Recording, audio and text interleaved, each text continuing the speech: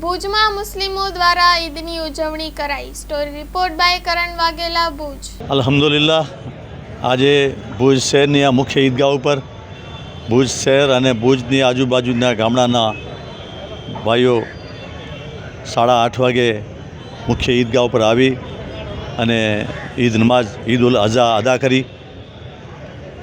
આ ઈદગાહ ઉપર સૈયદ ખેરસા હાજી સાહેબ બાવાએ ખુતબો અને નમાઝ અદા કરાવેલી।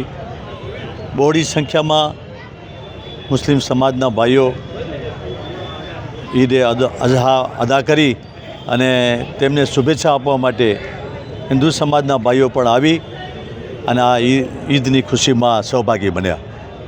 હું તમામ શહેરના નાગરિકોને, ભાઈ બહેનોને ઈદ ઉલ અઝહાની ખૂબ ખૂબ શુભેચ્છા અને મુબારકબાદી પાઠવું છું। આવો આપણે સાથે મળીને દેશની ઉન્નતિ, દેશની तरक्कीમાં આપણો સહયોગ આપીએ। એ જ સાચી ઈદની કુરબાની કહેવાય। मेरा नाम सैयद खैरसा हाजी हासिम शाह। आज भुज मुख्य ईदगाह पे हम लोग 8 बजे जमा हुए थे और ईद उल अज़हा की नमाज़ अदा की, जिसमें मैंने खुतबा किया और खुतबे में ईद उल अज़हा के विषय में बहुत कुछ समझाया और फिर नमाज़ अदा की गई और नमाज के बाद दुआएं की गई। दुआओं में खासकर बारिश की दुआ की गई और अपना देश में हमारे देश में कि भाईचारा कायम हो ऐसी दुआ की गई। कुर्बानी का मतलब ये है कि अल्लाह के मुक़द्दस पैगंबर हज़रत इब्राहीम अलैहिस्सलाम को अल्लाह तबारक व तआला ने उनके प्यारे बेटे हज़रत इस्माईल अलैहिस्सलाम को अल्लाह की राह में कुर्बान होने का हुक्म दिया।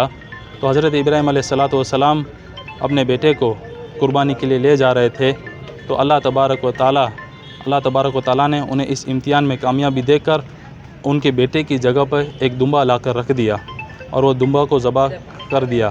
तब इससे पता चलता है कि एक पक्का मोमिन, एक सच्चा मोमिन अल्लाह के हुक्म पर अपने तमाम जज्बात को कुर्बान कर देता है।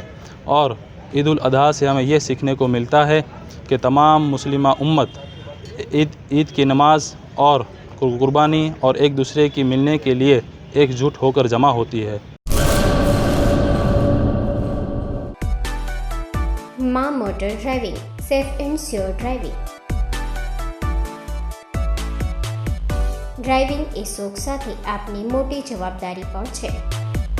અમારા ઇન્સ્ટ્રક્ટર દ્વારા સચોટ અને સરળ માર્ગદર્શન આપની રોજની તાલીમની માહિતી મેળવીને શું અધુરાશ છે એના ઉપર પૂરું ફોકસ કરાય છે।